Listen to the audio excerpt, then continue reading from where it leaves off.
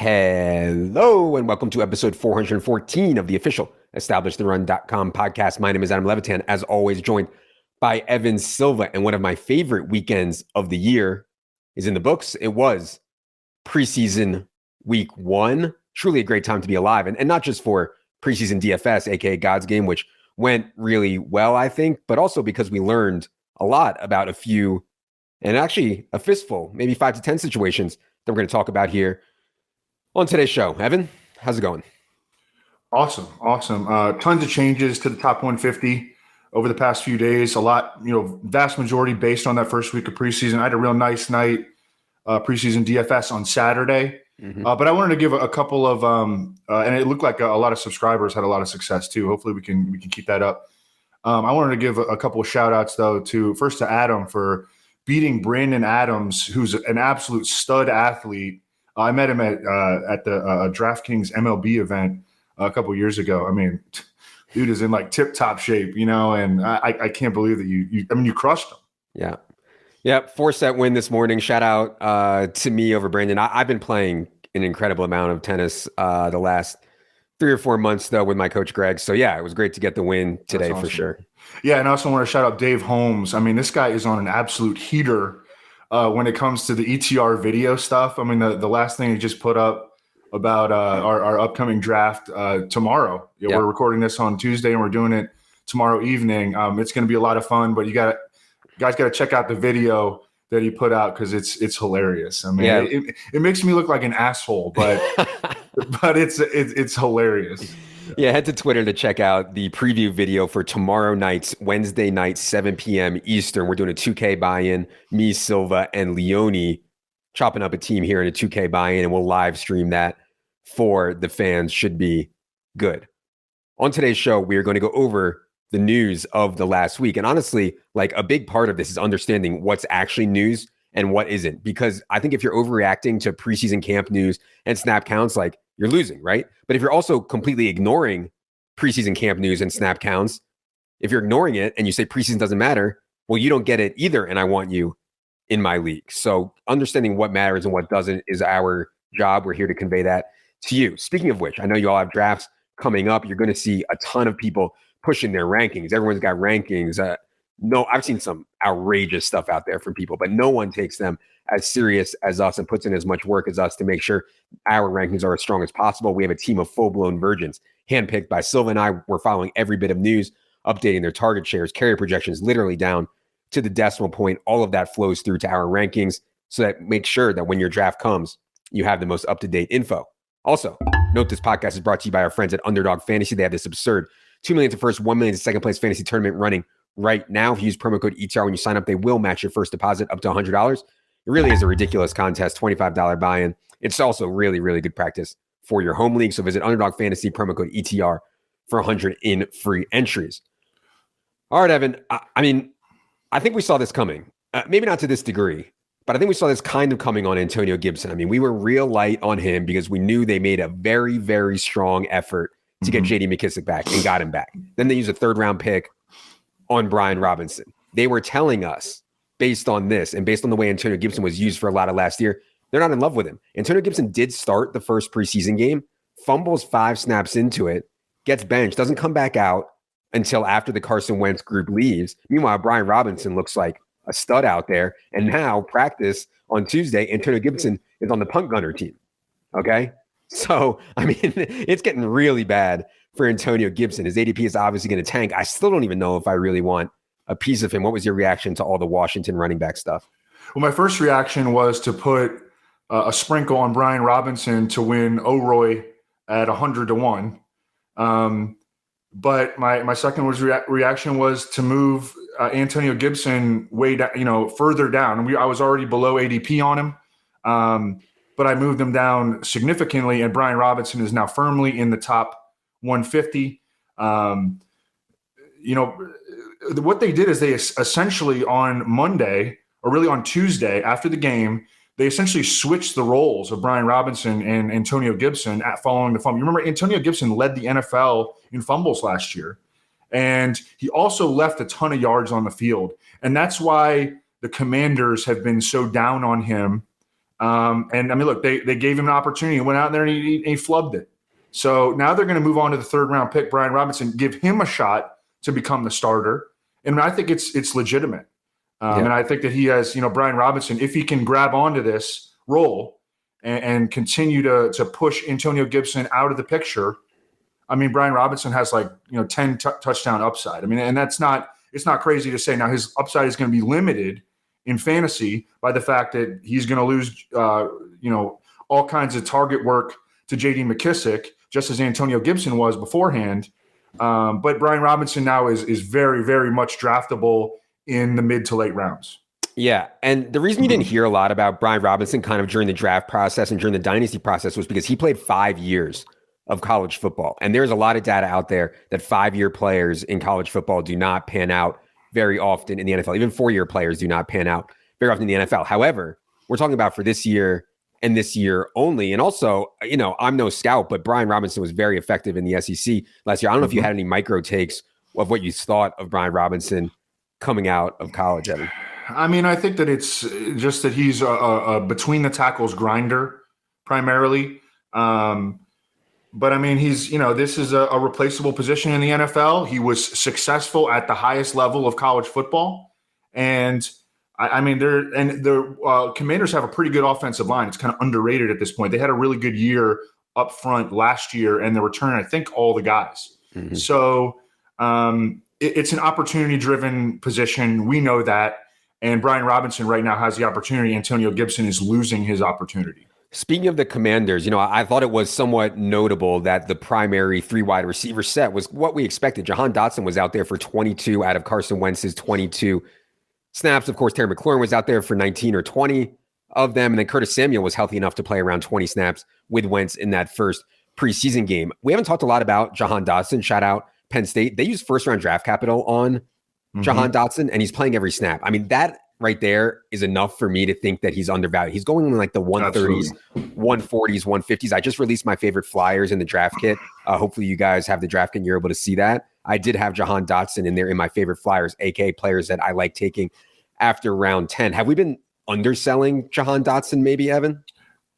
I think that the analysis of Brian Robinson is similar to the analysis of Jahan Dotson because Jahan Dotson was a 4-year player, had a late breakout age, and these have kind of become the way that dynasty analysts evaluate players.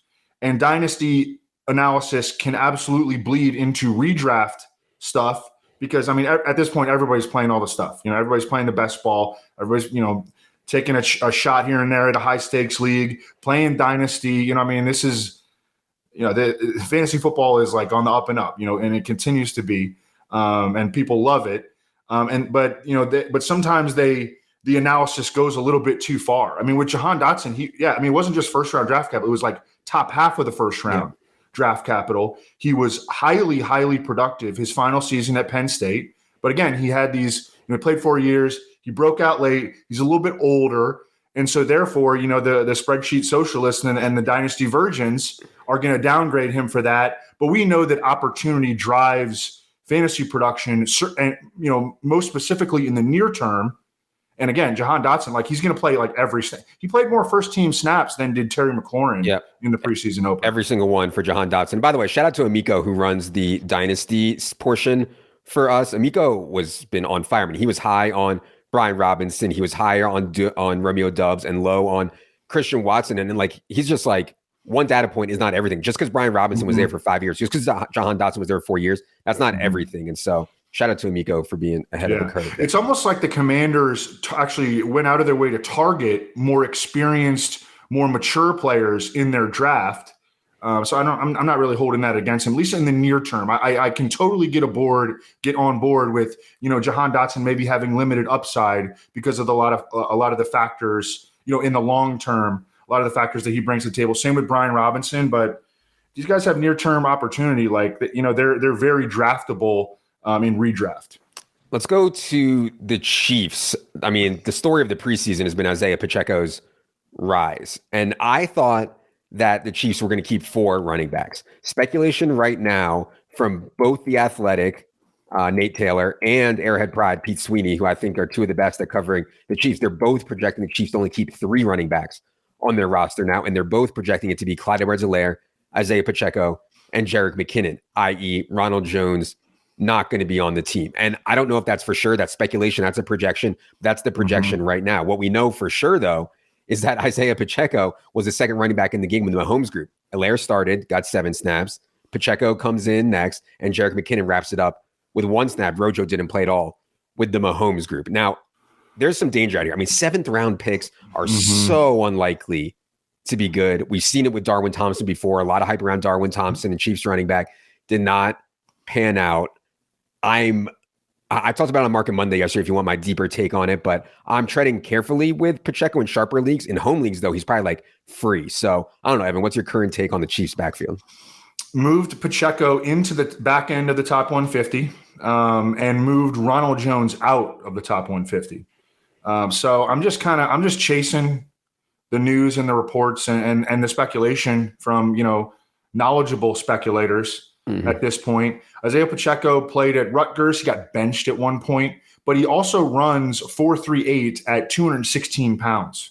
Okay. And he's entering one of the best offenses in the league in a depth chart where Clyde Edwards-Helaire has shown himself to be a very pedestrian talent. Ronald Jones looks like he's out of the picture. Derek Gore is like more of like a special teamer, clear-cut backup. Jerick McKinnon, is very athletic and had over 300 total yards in 3 playoff games last year, but has not shown the ability to stay healthy for an extended period of time. He's also starting to get a little old. So there is you squint a little bit, there's a lot of opportunity here for Pacheco, and I think he's, at this point, absolutely a late-round dart throw. Speaking of the Chiefs, Patrick Mahomes played 11 snaps. JuJu was on for all 11. MVS was on for 9. Hardman mixed in for 4. Justin Watson got 1. Sky Moore didn't get any. I'm not ready to ding Sky Moore at all for this. A lot of times they make rookies earn it, although Pacheco did get to play with the first group, which makes that even more impressive. But yeah, I mean, if you guys have been listening, you know that I think we have been really high on JuJu throughout this whole process. He has a really good role report from Nate Taylor that he's been the best wide receiver in camp. Any further thoughts there on JuJu, MVS, Hardman, Sky, anything like that? Yeah, it looks like JuJu, MVS are locked in to 2 receiver sets, and then they're still kind of holding out some hope that McCole Hardman can be that number 3 sort of deep threat, do, I don't know, 50% of what Tyreek Hill could do. Yeah. It'll just be interesting to see as the preseason progresses, can Sky Moore jump into that top 3? I think he absolutely can. I mean, looking at some of the training camp videos on him, the dude is an explosive route runner. You want to talk about some thighs. I know you love to talk about men's thighs, Adam. Sky Moore has got some sick quads. Yeah, I mean, and he's wearing number 24, so he looks like a running back. I know, it's so weird, but I mean, it looks like he looks really good on the practice field, and I think it's just a matter of time before he climbs into the top 3. That's the thing. Like, people who say preseason snap counts don't matter, like, you can't just say that. There's some nuance to it. We agree. Sky Moore not playing any snaps with the Mahomes group doesn't really matter. We agree with that. We also agree that Isiah Pacheco getting second team snaps getting the second running back in snaps with the Mahomes group does matter, So there's nuance to it. I hate when people just make blanket statements. Right. Let's go to start talking about that year that the Lions went 0-16 and they went undefeated in the preseason. Yeah. Like, we're not talking about preseason 1-loss records. Okay. We're talking, I mean, this is a sport. Anybody that has played a sport, especially football, that there's like a first team, a second team, a third team, and the coach is like, second team, we're out here. And then as you practice and you compete, guys might get opportunities to play ahead of other guys. But I mean, this is a real thing. Like, they're running out the 1s and the 2s and the 3s, and players are competing out there. But this is our starting point, is the first preseason week. Every time I tweet about preseason, there's some idiot, and there's some people that I used to think were sharp. I mean, some idiot comes back and says, "Oh, Justin Jefferson was behind BC Johnson." Yeah. I mean, listen, guys, we can't say this every single time and just throw out everything that we learned. First of all, Justin Jefferson was an awesome prospect who was getting good camp reports. There were no preseason games that year. It was COVID year. There were no preseason games, and BC Johnson was ahead. And the Vikings made a mistake. BC Johnson was ahead, but still, that wasn't a reason not to take Justin Jefferson, it was just true. BC Johnson was ahead of them. We can't keep going back to that every time. It's a totally different situation. Yeah, your one anecdotal example doesn't hold a whole lot of weight here. Let's go to the Alvin Kamara news. And we've been on this. I know Evan's been on this for a while. Schefter confirmed, went on ESPN and said it looks more and more unlikely any suspension will be this season on Alvin Kamara. I think it just carries a little bit more weight when Schefter goes on national television and says it. And now I have people asking, well, hold on. If that's true, shouldn't Alvin Kamara be going in the first round? Shouldn't Alvin Kamara be going early in the second round? And I do get the case for that. Evan, how high have you gotten Alvin Kamara now in the 150? I think he's 17 or 18 overall, and I'm sticking with him there. We had Nick Underhill, one of the best beat writers in the nation, covers the Saints like you wouldn't believe on his website, neworleans.football. He came on. He's the days of Alvin Kamara catching 80 passes are over, but he can still get to 60, and he can still be a dynamic player with the ball in his hands. It's just the offense is changing a little bit. There's no Sean Payton. Jameis Winston is a different style of passer than was Drew Brees. We may see some Taysom Hill under center at some point. I like Alvin Kamara as a pick, but I don't think he's a first rounder. I think he's a mid-second rounder. So I'm leaving him in that 17 and 19 range. Yeah, and totally agree that efficiency, fragility is higher with Sean Payton now gone, and also target competition. I mean, Michael Thomas, Olave, and Jarvis Landry all out there together. They're going to earn targets, man. I mean, those guys can all earn targets for sure. Yeah, last year's 3-receiver set of Traquan Smith, Deontay Hardy, and Marquez Callaway, got all moved to the second team. Yeah, they're essentially replacing their first team receiver core.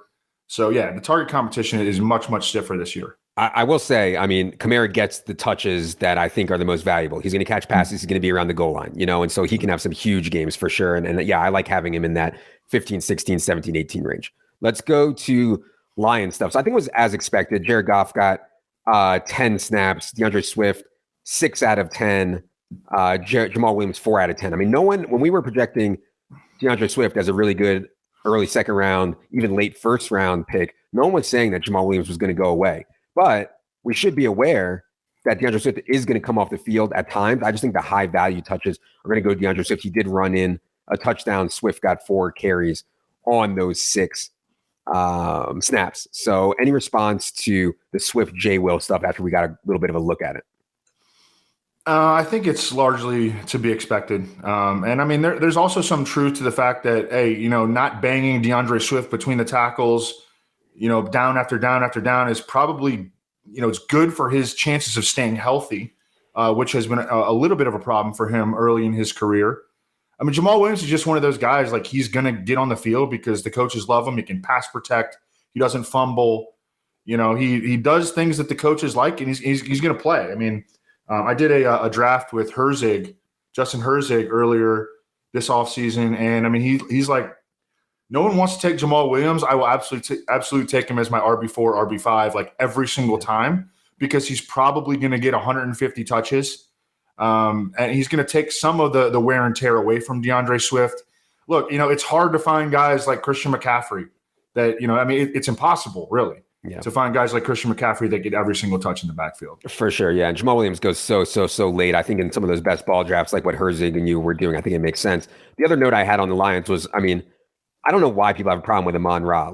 We've been high on Amon-Ra throughout this whole process. I don't see any reason to come off it, played 10 of 10 snaps, obviously all in the slot with Jared Goff. And he has so much chemistry with Jared Goff already. And Amon-Ra can clearly really, really play. Jameson Williams not back for a while now. And so I still like Amon-Ra, one of my favorite, mid-round wide receiver picks for sure.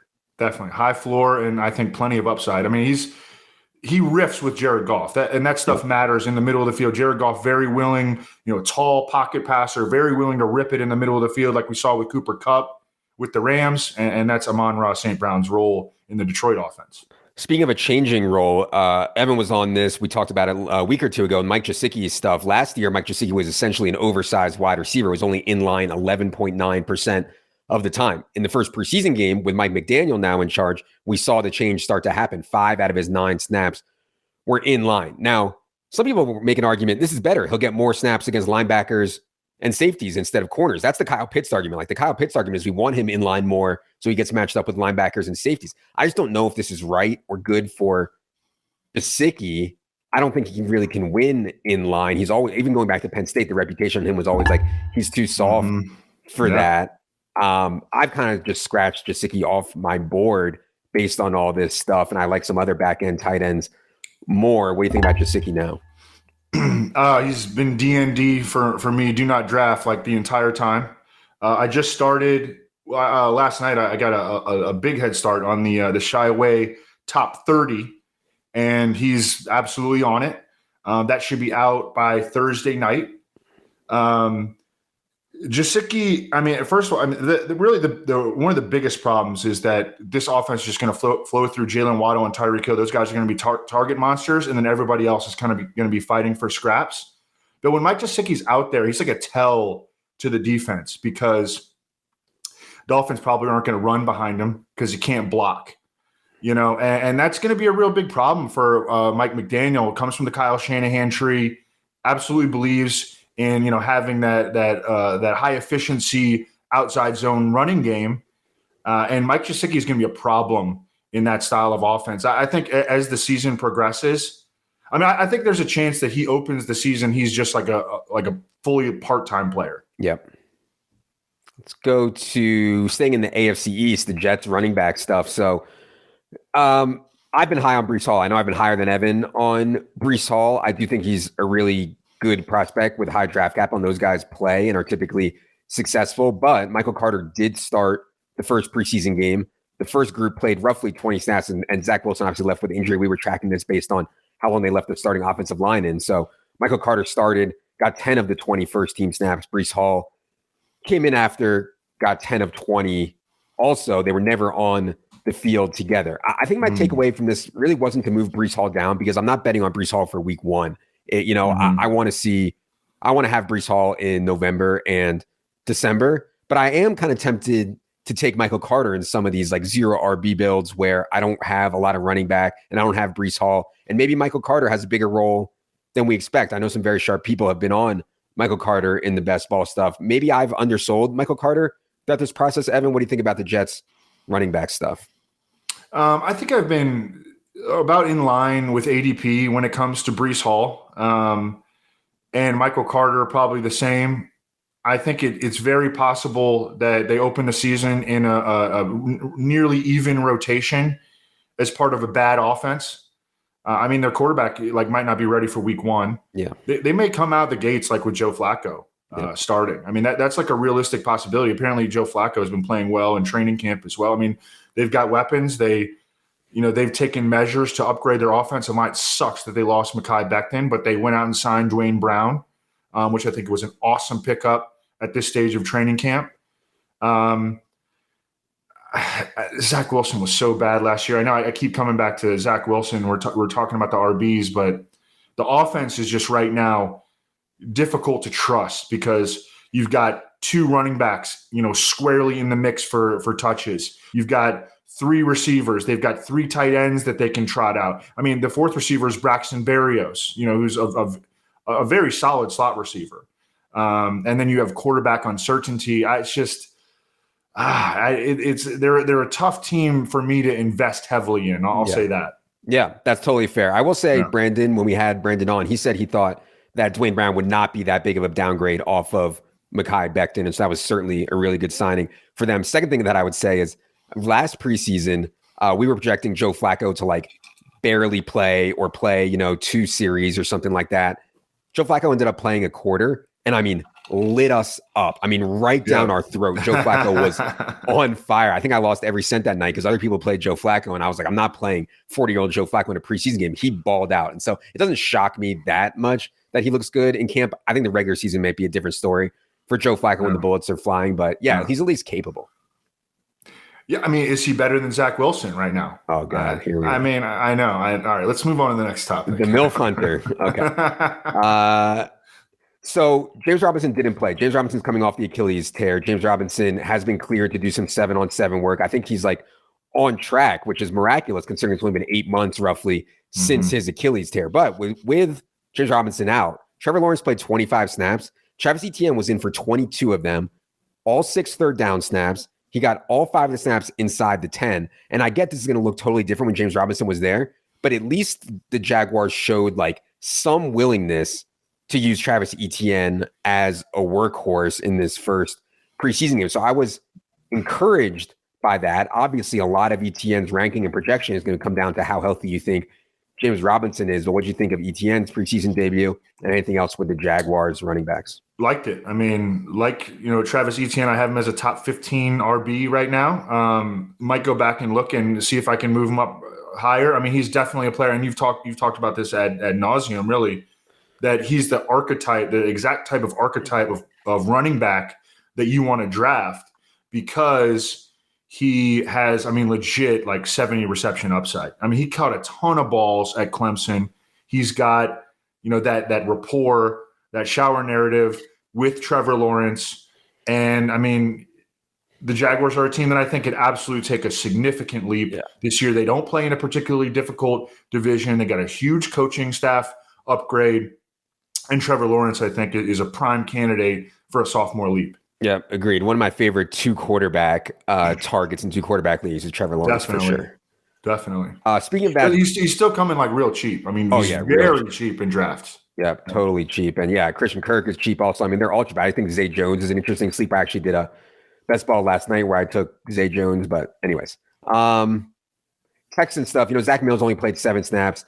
I've been having my eye on Brevin Jordan just because I think he's an interesting prospect at a position where I'm looking to spend really cheaply in DFS. And Brevin Jordan did play on 6 of 7 snaps with Davis Mills. Pharaoh Brown was only in for 2. I mean, given their situation, and I like Nico a lot. I think Brandon Cooks is solid, although has gotten very expensive, but they do not have much behind him. I don't think it's crazy. I think Brevin Jordan could be like second on the team in targets this year. I think it's totally insane. I'm not saying that anybody in one tight end league should be like falling over themselves to take Brevin Jordan, but for DFS and stuff, I thought it was at least interesting. Any comments on Brevin Jordan? I would say that the loss of John Mechie also supports Brevin Jordan potentially having a much bigger role than we might have anticipated, a month or so ago. Yep. Let's go to the Colts. Frank Reich, and he's been saying this all off season, and I don't want to overreact to this, but, there was an article on ESPN. He said one of the quotes was, you don't see teams that have this ground and pound run game win championships. He also said, ideally, Jonathan Taylor won't lead the league in carries or touches this year. I mean, Frank Reich's been saying this, and Frank Reich knows that you throw to win football games. Now that he has Matt Ryan, now that they have Alec Pierce and Paris Campbell is healthy, and they have Mo Alley, and they have Hines, who they want to have a bigger role, you can find ways to make them way more pass heavy. I'm just not sure, when the bullets are flying, JT is such an awesome player that they won't go back to feeding JT. Still, Evan and I both had JT 4th overall in our rankings, and I think we were ahead of this kind of schematic philosophy change. And so I didn't really make any changes. Still think JT is a no-brainer top 4 and 4th overall pick for me. But yeah, any response to the Frank Reich quotes? I actually have Jonathan Taylor number 2 at this point. I keep shuffling these guys in our, our 4-player first tier all around. Continue to consider moving Cooper Kupp behind Justin Jefferson, but now Matthew Stafford's been practicing. Yep. And if they were really truly worried about Matthew Stafford missing time, he wouldn't be throwing right now. They'd have him totally shut down. But no, I mean, the comments are, he's stating a fact. But it's also true that to maximize your team, you have to adjust for your personnel. And they have one of the best running backs in the league. They've got 3 badass offensive linemen, 2 offensive linemen that are a little shakier than they've had in years past, but still a team that can absolutely pound it down your throat. Jonathan Taylor's awesome. Michael Pittman's really good too. So I do like to hear it for the case of Michael Pittman, who we are higher than ADP on. But I think, when push comes to shove, and no one knows this either more than Frank Reich, who was in Philadelphia when they changed their offense on the fly because they had great tight ends and they had shit wide receivers. So you adjust your offense to maximize the strengths of your personnel, minimize the weaknesses of your personnel, and the personnel still suggests that Matt Ryan's old, but they've got a pretty good offensive line. They got a great back. I mean, he's going to get a ton of touch. So I'm not worried about that. For sure. Staying in that division, the Damien Pierce hype, and I also highlighted Damien Pierce in my favorite Flyers article, and I was kind of upset that he's getting so much hype right now because I thought that he was a really sneaky sleeper. I mean, Marlon Mack is coming off of an Achilles tear, could not find the field in Indy last year. Rex Burkhead, who I'll forever love, was part of my 250K team. But let's be honest, Rex Burkhead is 32 years old, a journeyman pass catcher at this point, unless forced into a feature role. Damien Pierce is another one of these guys that I don't think the Dynasty Bros necessarily loved, but I could see Damien Pierce having a real big role real early. And all the beat writer rhetoric is like, if the Texans want to put their best players on the field, Damien Pierce is going to start. And so anytime you have that, I understand it's not a high upside, like spot Texans starting running back, but man, when he's going like 130s, 140s, I'm taking Damien Pierce every time there. Any thoughts on the Houston backfield? I had Damien Pierce like irresponsibly high throughout the entire pre-draft process or the process leading into the first week of preseason. I kept thinking about like, should I move him down? Like I'm like freaking 40 spots ahead of ADP on him because he was in my top 100. And I did actually move him down. I didn't move him down positionally, but I moved him down like lower than like some receivers and quarterbacks or something like that. But then I just, after the first preseason, I mean, he's a stud, man. I mean, he can catch passes. He was an excellent runner at Florida, and and Dan Mullen was a real problem as the coach of the Gators. I mean, guys were consistently underutilized that were better than the players that were. It was almost like Dan Mullen played favorites at Florida. And no, I remember Josh Norris beating the drum for Damien Pierce very, very, very early in the process, like before the actual NFL draft. So I went and looked at him. I was like, man, yeah, this guy absolutely has talent. I mean, he's got feature back size, feature back workout metrics, and feature back receiving capability. And we saw it. I mean, he's a supreme talent, and I think it's only a matter of time. I mean, we were talking about him like a while ago. We or at least I put a bet on him to win Rookie of the Year. I think at 50-1 at one point. I mean, he's a guy I want to get like on all my teams, and I'm willing to draft him as early as like the 8th round right now. And it wouldn't surprise me if in a couple weeks he's like a 5th or 6th rounder. Like that would not surprise me.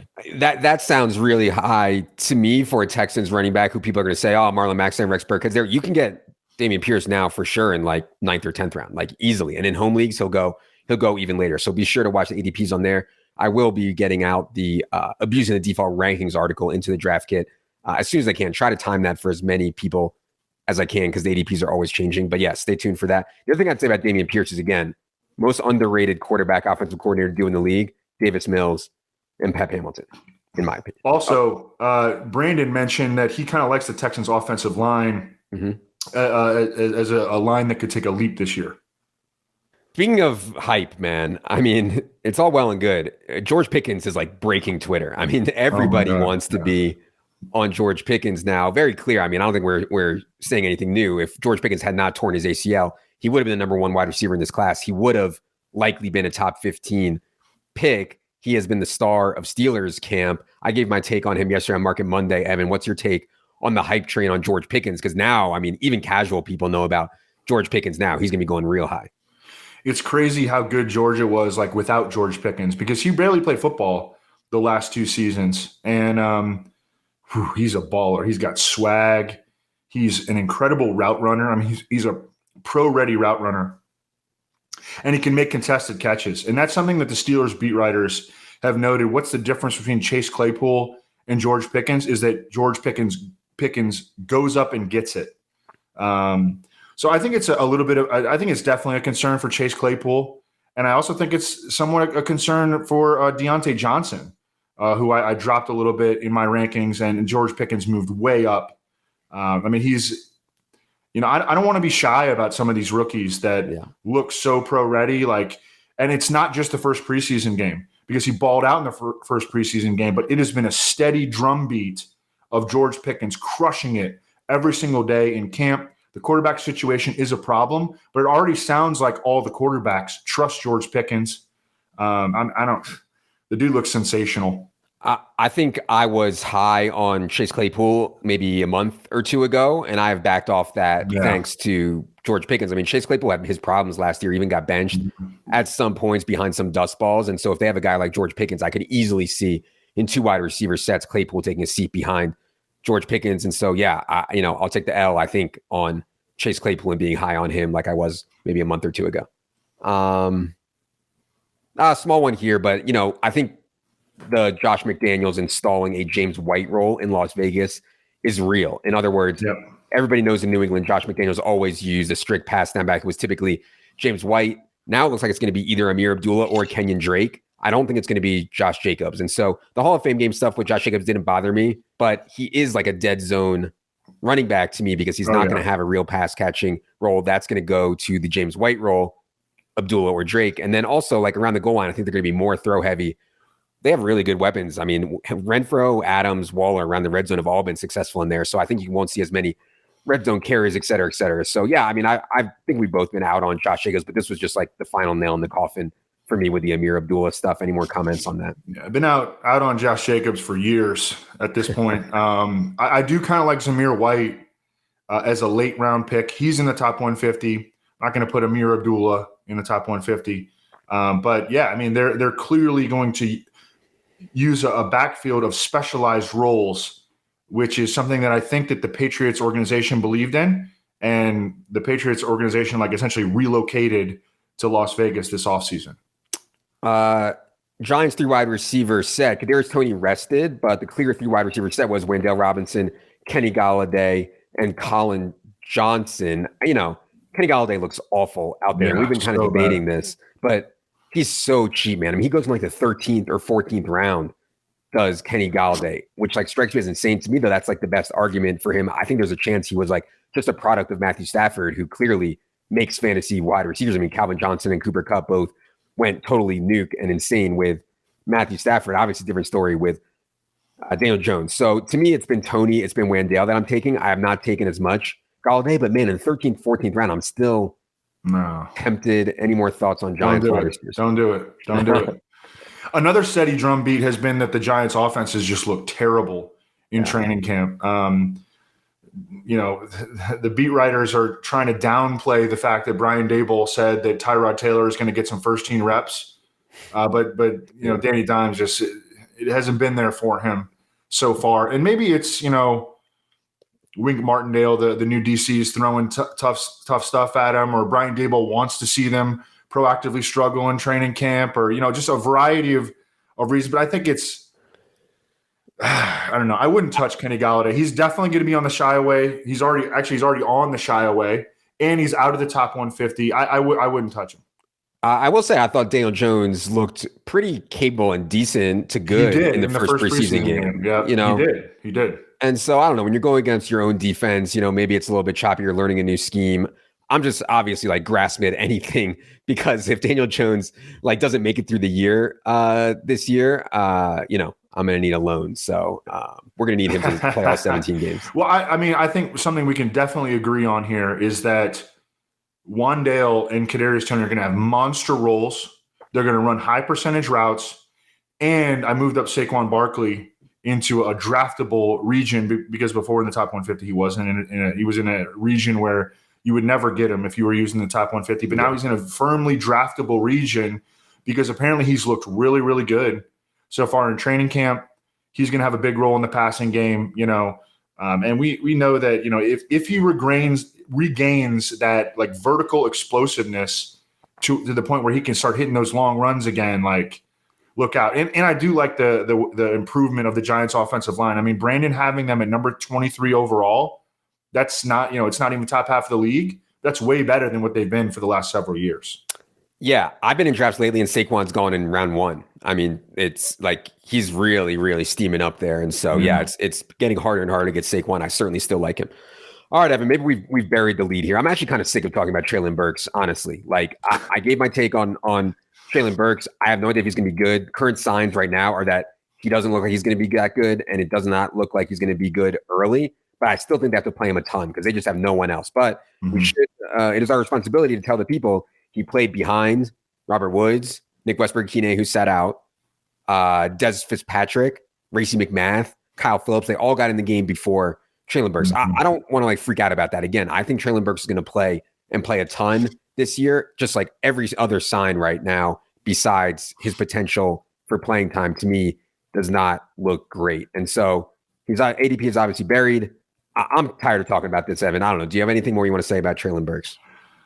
No, I just want to just reel back and dunk on Leone when it comes to Treylon Burks. No, I'm kidding. I mean, he's got the draft capital.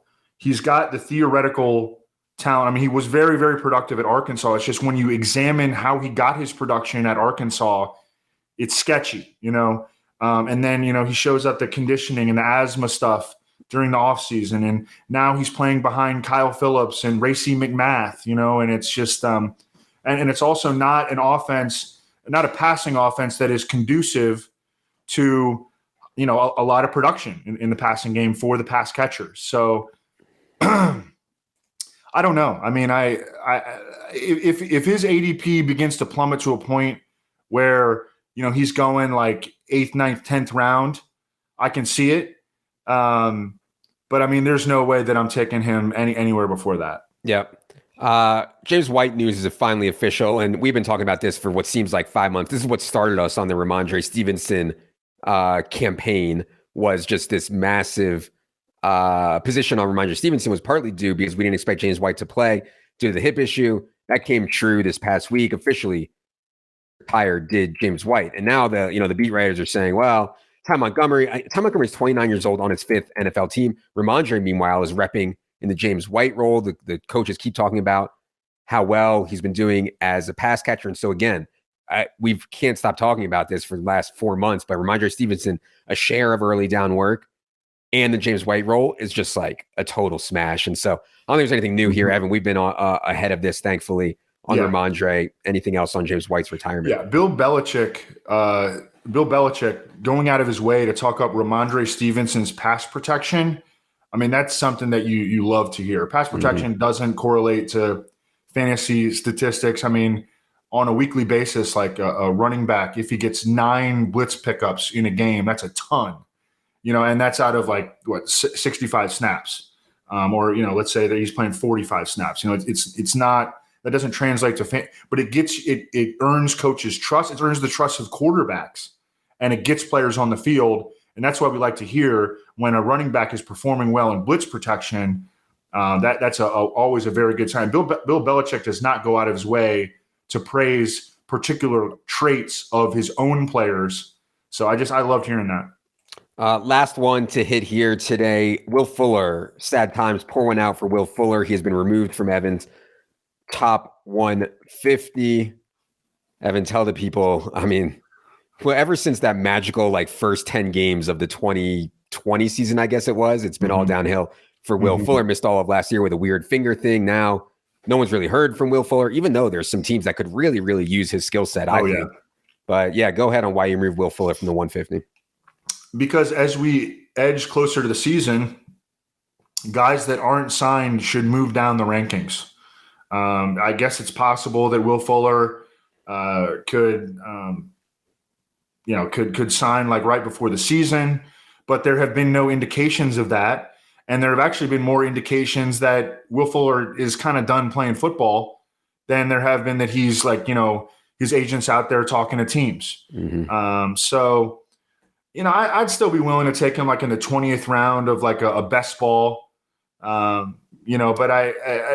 he doesn't belong in the top 150 right now. Yeah, agreed. And also in redraft, it might even be better. Well, it's good in best ball for sure, because now you're getting unique. He's not even getting drafted sometimes in best ball. But in redraft, if you take him, you hold him for a couple weeks. If he doesn't sign by week 1, just dump him. I think that's also fine because there's some teams that could really use his skill set. I think, as Evan said, the question is, does he want to play football? But a 1-year, $8 million deal to go play for the Cowboys or something. I mean, that would be pure sex, and I'm not going to sit here and turn down 1 year, $8 million, but then again, I don't have to go get my head bashed in by 240-pound safety and stuff like that. So, and I mean, that last contract that he had in Houston, I think it was 1 year, $10 million guaranteed. You could retire on that. Sure. Yeah. Hashtag how rich. Okay. That is going to do it for this very busy look back at top 150 rankings changes and news. To catch up with all of Evan's top 150 and his change log for his rankings, be sure you have our draft kit. It is up on the subscribe page. We'll be back tomorrow to talk all things auction with one of our favorite guests, Jack Hahn, longtime auction specialist at the highest stakes. Stay tuned for that. For Producer Luke, I am Adam. Good luck, everybody.